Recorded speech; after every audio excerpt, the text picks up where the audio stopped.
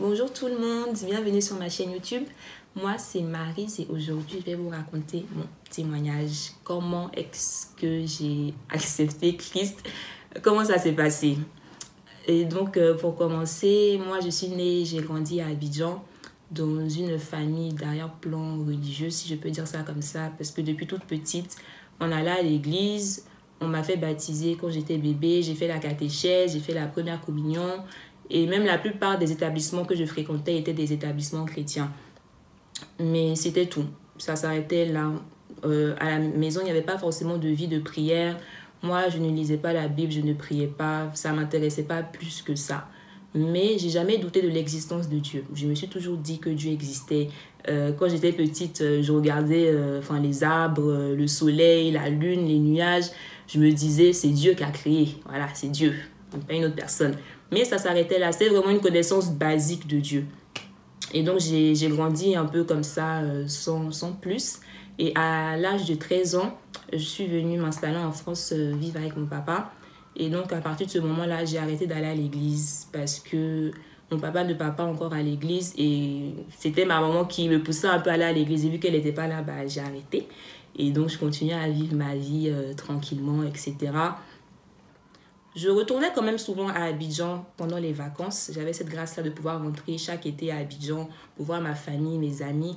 Et vers 15-16 ans, c'était la période où tout le monde commençait un peu à aller en boîte de nuit, à avoir des copains, à sortir, à faire ci, à faire ça.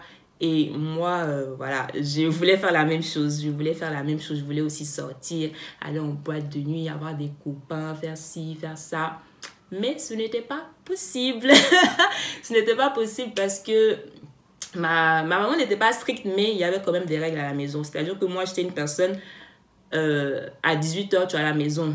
Grand max 19h. Mais vous savez, quand tu es dehors, ta maman t'appelle 10 fois. C'était ça ma vie en fait. Et donc, j'ai commencé un peu à être frustrée de voir tous les autres s'amuser, vivre leur vie. Et moi, j'étais là à la maison, je ne pouvais pas sortir et tout. J'ai même commencé une période à commencer à faire des stratagèmes pour aller en boîte de nuit. Mais ma maman était toujours là. Ça ne réussissait jamais et tout. Et donc, j'ai commencé à avoir ce désir-là en fait. Voilà, je mentais souvent quand je sortais, j'allais voir souvent des garçons. J'étais très sournoise, quand j'étais plus jeune parce que je voulais vivre cette vie-là que tout le monde vivait autour de moi. Et à partir de 18 ans, j'ai commencé à aller à la fac, on avait déménagé. Au début, on habitait à Nancy et là, on est arrivé en Île-de-France et j'ai commencé à aller à la fac, etc. J'avais un peu plus de liberté. Voilà, mon année à la fac s'est bien passée, j'avais pas trop de problèmes. J'ai commencé un peu à sortir, à aller en boîte de nuit. Je crois que c'était la première fois même que je suis allée en boîte de nuit, j'avais 18 ans je crois. Et donc j'ai commencé un peu à sortir, etc. La deuxième année de fac, j'ai déménagé. Parce que ma fac est très loin de chez moi, à 1h30. Et donc on m'a pris une chambre près de ma fac. Et donc là, c'était encore plus de liberté. J'ai commencé à plus sortir, à aller en boîte de nuit, etc., etc. Et tout ça, bien sûr, dans le dos de mes parents. Mes parents ne savaient pas et mes parents m'ont toujours fait confiance par rapport aux études ou même par rapport à la vie. C'est pas comme s'ils sont à cheval sur moi. Donc, je faisais un peu ce que je voulais. Et les résultats du premier semestre sont arrivés. Et là, deuxième année, j'ai pas validé. C'était un choc. En fait, je suis tombée des nues, en fait. J'ai pas les mots. C'était difficile. Et je vous raconte ça pourquoi? Parce que cette année-là, la réussite de ma deuxième année de fac était conditionnée à mon année d'échange en troisième année. Petite histoire, à la fac, j'ai fait une licence de droit et un DU anglais-chinois. Et dans ce DU-là, la troisième année, on était censé la passer en Chine. Mais il fallait valider la deuxième année. Et quand j'ai vu que je n'avais pas validé mon premier semestre, c'était un peu chaud. Je me disais, comment est-ce que je vais faire pour aller en Chine? Enfin, ça m'a fait mal parce que j'avais jamais échoué à l'époque, à l'école, pardon. J'avais jamais échoué à l'école. Enfin, j'ai toujours été une élève correcte. Je faisais toujours mon travail. Et là, c'était un peu un choc.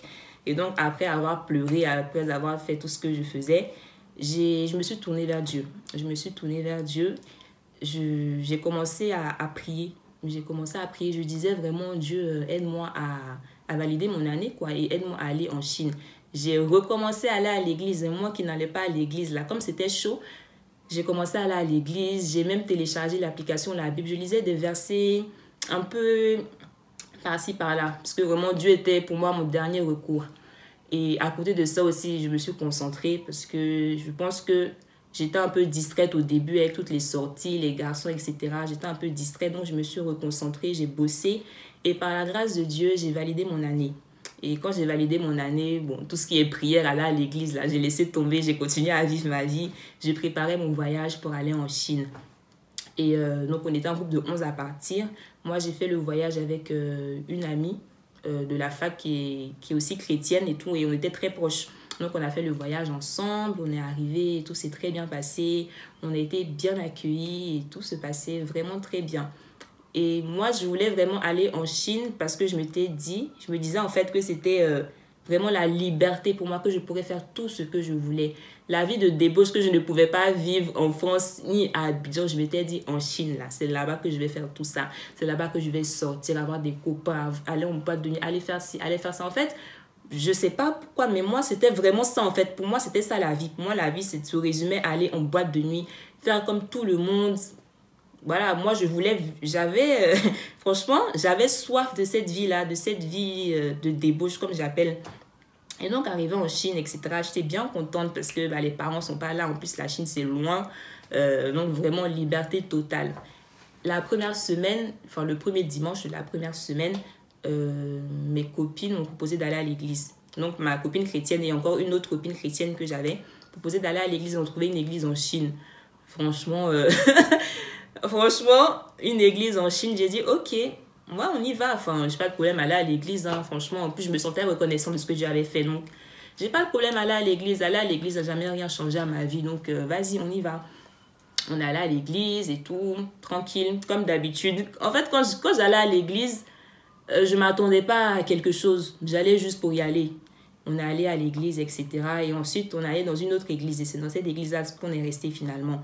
Et donc, dans la deuxième église, c'était assez différent. Les gens priaient à haute voix et tout. Et moi, je n'avais jamais vu ça à l'église, des gens qui priaient à haute voix. Donc, j'étais là, je regardais et j'observais les gens. Je continuais à aller, hein, j'y allais quand même assez régulièrement.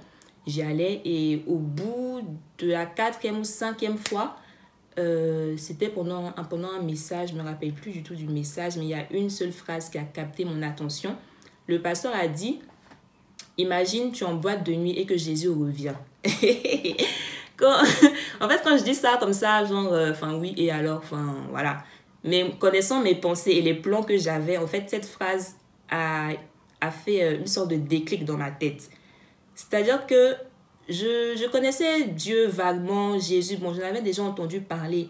Mais quand il a dit, imagine que tu es en boîte de nuit et que Jésus revient, dès cet instant-là, je ne sais pas comment, mais j'ai eu la crainte de Dieu et je savais, j'étais convaincue. Comme on dit, je sais que si j'étais en boîte de nuit et que Jésus revenait, franchement, ça allait être chaud pour moi. Ça allait être vraiment chaud. Je n'étais pas dans la bonne position. Et dès qu'il a dit ça, en fait, dès ce dimanche-là, vraiment, la crainte de Dieu était sur moi. Je ne sais pas comment expliquer, mais vraiment, j'ai eu la crainte de Dieu. Et dès qu'on est sorti, j'ai dit à ma copine, moi, les boîtes de nuit, c'est fini. Quand je suis arrivée, c'était juste à quelques semaines, hein, je n'avais même pas commencé à faire tous mes projets là. Et dès le début, en fait, Dieu m'a stoppé directement.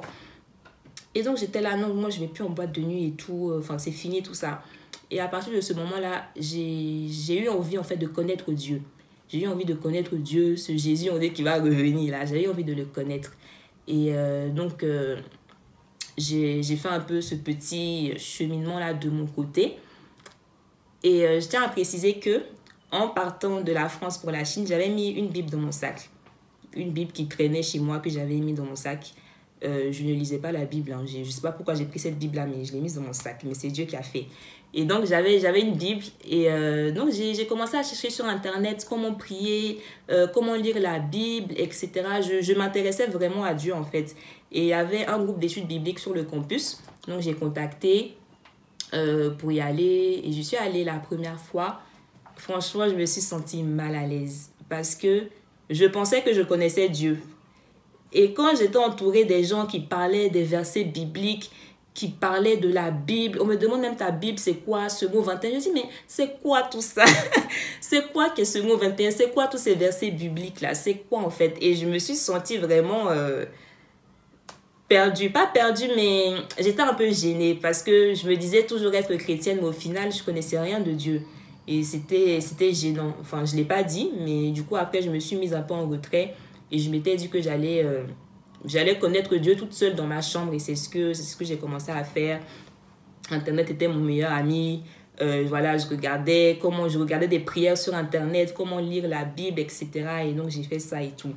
Et pendant ce processus-là, j'avais un péché dans ma vie, en fait, qui me tracassait beaucoup. C'est la masturbation. C'est-à-dire que moi, j'ai jamais eu de rapport sexuel et tout. Et du coup, je me disais que en faisant ça, c'était pas grave, en fait. Mais j'étais quand même toujours, je me sentais toujours coupable après et j'arrivais pas à arrêter. Je voulais arrêter, mais j'arrivais pas. J'arrivais vraiment pas. Et quand j'ai commencé à me rapprocher de Dieu, j'ai senti que c'était quelque chose qui devait partir, qui devait... Voilà, c'était pas correct, c'était pas bien. J'avais la conviction que c'était un péché, pour faire court. Et donc, j'ai demandé à Dieu, vraiment, je me suis repentie, j'ai demandé pardon et j'ai demandé à Dieu vraiment de me libérer de ça. Parce que j'avais tout essayé avant, j'avais vraiment tout essayé, des astuces sur Internet, etc. Enfin bref, rien ne marchait. Et là, quand je me rapprochais de Dieu, c'est comme s'il commençait à me montrer les choses qui n'allaient pas en fait. Et ça, c'était vraiment un gros truc pour moi. Et donc, j'ai prié. J'ai dit vraiment, Dieu, aide-moi, puisque j'arrive pas et je sais pas quoi faire en fait, mais je veux avancer avec toi, je veux marcher avec toi et je veux pas de ça. Et j'ai fait cette prière-là, j'étais même gênée quand j'ai fait cette prière et j'en parle pas souvent de cet épisode de ma vie parce que c'est considéré être un sujet tabou, ce qui ne devrait pas, parce qu'il y a malheureusement beaucoup de personnes en fait qui sont pris au piège dans ça, mais voilà. J'étais même gênée quand je le disais à Dieu et... je lui ai dit, je me suis repentie, j'ai prié et sincèrement, sans que je me rende compte, en fait, j'avais arrêté. J'avais arrêté sans que je me rende compte. C'est un jour comme ça, je me suis rappelé, ah mais oui, en fait, j'ai fait cette prière-là. Et en fait, je faisais plus ça. J'avais arrêté complètement. À la même période aussi, j'ai arrêté de regarder des séries que je dis bizarres, à caractère, où il y a des scènes sexuelles vraiment explicites. J'ai arrêté toutes ces choses-là. J'ai commencé aussi à arrêter d'écouter la musique mondaine. Je commençais vraiment à me tourner de plus en plus vers Dieu, vraiment. Ça, c'était octobre, novembre, décembre. Et donc, en décembre, le 31 décembre 2016, j'ai passé la soirée à l'église, on a dansé, on a prié, etc. Et moi, j'avais une prière dans mon cœur, c'était vraiment de connaître Dieu en 2017. J'ai dit à Dieu, vraiment, Seigneur, moi, ma seule résolution pour cette année, c'est de te connaître. J'ai envie de te connaître, en fait. J'ai envie de te connaître. Et après la nouvelle année, etc., en Chine, en janvier, il y a un mois de vacances. On avait profité, pardon, pour voyager. On avait voyagé, etc. On était revenu un peu trop tôt, parce que tout le monde était parti en vacances, tout était fermé dans le campus. Il faisait froid, donc je passais ma journée en fait à regarder des films. Je regardais des films du matin au soir, parce qu'il faisait froid, il n'y avait rien à faire. Et un soir, après avoir regardé tous mes films, j'ai mis un petit dessin animé de Jésus. Voilà l'histoire de Jésus, aller à la croix, il est mort, etc. Et après avoir regardé, je me suis dit, bon, je vais aller me coucher. J'arrivais pas à dormir cette soirée-là, j'arrivais pas à dormir, je sais pas pourquoi j'arrivais pas à dormir. J'ai mis des louanges, j'ai mis des adorations, j'ai mis la Bible en audio, j'arrivais pas à dormir. Et je me suis levée pour allumer la lumière. Et sur mon chemin du retour pour aller me coucher, j'avais un mur dans ma chambre, bien sûr. Il y avait des post-it, des petits trucs que je collais, etc. Et quand j'ai tourné la tête sur un truc, en fait, c'est comme si je voyais le visage de Jésus ensanglanté. Quand j'ai vu ça, j'ai couru de ma chambre en pleurant. Ma copine, je vous ai dit chrétienne, c'était ma voisine, donc j'ai toqué chez elle et tout. Enfin, j'avais ses clés même, je crois. Donc je suis rentrée dans sa chambre et tout, en pleurant et tout. Je lui disais, j'étais paniquée en fait. J'étais paniquée. C'est comme si, en fait, c'était pas comme si je voyais le visage de Jésus sur le post-it là, ensanglanté. Et donc je l'ai appelée, elle est venue dans ma chambre avec aussi une autre grande sœur dans la foi. Ils ont prié pour moi toute la nuit jusqu'à ce que je m'endorme. Et pareil, le matin, quand je me réveillais, je voyais constamment ça. Je voyais ça. Je voyais que ça. Je voyais que le visage de Jésus ensanglanté. Et pour être honnête, après cet épisode-là, ça m'avait vraiment troublée en fait. Je ne comprenais pas ce qui m'arrivait. Je pouvais même voir le visage de Jésus sur un simple paquet de mouchoirs. C'est-à-dire que là où je tombe, peu importe ce que je regardais, c'est comme si je voyais le visage de Jésus. Je ne sais pas, c'était troublant. C'était vraiment troublant et ça m'a vraiment troublée à cette période-là. Là, c'était en janvier. Et donc, c'était comme ça pendant quelques semaines, jusqu'à ce que j'en parle à mon pasteur et tout, à l'époque en Chine. Et en fait, il m'a dit que tout simplement que Jésus en fait se révélait à moi. Jésus se révélait à moi. Et quand il m'a dit ça, il m'a demandé est-ce que je voulais accepter Jésus dans ma vie comme mon Seigneur et mon Sauveur. Et j'ai dit oui. Et il m'a guidée dans ce qu'on appelle la prière du salut. Et c'est ce jour-là que j'ai accepté officiellement Jésus dans ma vie comme mon Seigneur et mon Sauveur. Et après ça, bon, j'ai beaucoup été moins troublée. Du coup, voilà, cet épisode-là est passé. Et donc, la suite, j'ai continué dans ma marche avec Dieu. Je continuais, j'allais à l'église, j'ai commencé à être impliquée à l'église. Je suis retournée au groupe d'études bibliques. Je lisais la Bible, j'écoutais des enseignements. Je ne lisais pas la Bible, je découvrais la Bible. Je découvrais la Bible. J'étais juste émerveillée, en fait. C'est comme si ce que je lisais avait du sens. Je comprenais, la parole me parlait, ça me changeait ma manière de penser. J'étais vraiment à fond dedans. Je suis toujours à fond dedans. Mais je veux dire, c'était vraiment une période où vraiment je me suis concentrée vraiment sur ça. Le fait aussi que je sois en Chine, ça m'a aidé dans le sens où j'ai pu me couper un peu du monde. Voilà, tout ce qui est réseaux sociaux, etc. Je me suis un peu mise à l'écart en fait pour vraiment me concentrer sur ma relation avec Dieu. Même mes proches, ma famille, j'ai pas vraiment raconté ce qui s'était passé en fait. J'ai pas vraiment raconté comme je le fais aujourd'hui. Donc c'était un peu aussi un choc pour eux quand je suis rentrée, mais c'est pas le sujet de cette vidéo. Donc c'est comme ça en fait que j'ai pu grandir dans ma foi. J'étais vraiment bien entourée. Dieu a mis des personnes vraiment merveilleuses sur mon chemin, des frères et sœurs dans la foi. J'avais une grande sœur dans la foi avec qui je pouvais parler, vraiment je pouvais poser des questions vraiment librement. Quand je ne comprenais pas quelque chose dans la Bible, elle m'expliquait. Pareil, le pasteur, chaque semaine, on avait des cours d'études bibliques. Donc, il m'enseignait en fait par rapport à la parole, ce qu'il appelle les ABCD de la foi. En fait, il m'a posé les bases, les fondements. Et c'est comme ça en fait que j'ai commencé à marcher avec Dieu, que j'ai accepté Jésus dans ma vie comme mon Seigneur et mon Sauveur. Et depuis, en fait, comme j'ai dit dans ma précédente vidéo, ma toute première vidéo, ce qui a changé, c'est mon système de pensée. C'est la manière dont je vois les choses. Certes, j'ai arrêté d'écouter la musique mondaine, j'ai arrêté de regarder des films et des séries, même mon style vestimentaire a changé, etc. Mais c'est pas ça le plus important. Le plus important, c'est vraiment ce que Jésus fait dans ton cœur, en fait, quand il rentre dans ta vie.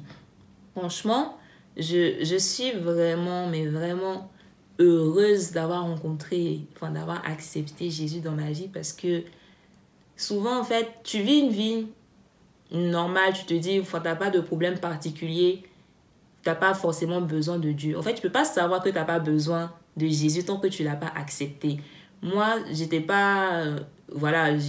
j'avais pas une vie non plus de prostituée ou quoi que ce soit. J'étais pas dans les extrêmes, mais j'avais quand même besoin de Jésus. J'avais quand même besoin de Jésus. Et en fait, c'est ça.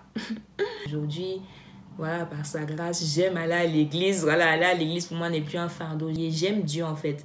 Ça m'a donné l'amour de Dieu. Tout simplement, j'aime Dieu. J'aime prier, j'aime la Bible, j'aime aller à l'église. J'aime Dieu en fait, j'aime Dieu. Et franchement, ça m'a beaucoup assagi. Si je peux dire ça comme ça. Enfin, ma famille, voilà, j'étais quand même une fille, comme j'ai dit, j'étais quand même assez sournoise. J'étais même superficielle. J'étais bizarre. L'amour que Dieu a mis dans mon cœur aujourd'hui, je peux le manifester au travers des membres de ma famille, des gens qui sont autour de moi. Et je ne dis pas que parce que je suis chrétienne aujourd'hui, parce que j'ai accepté Jésus, que je suis parfaite. Non, je suis toujours en cours de construction. Il y a des choses qui doivent être améliorées. Dieu me parle, il me change, il me transforme.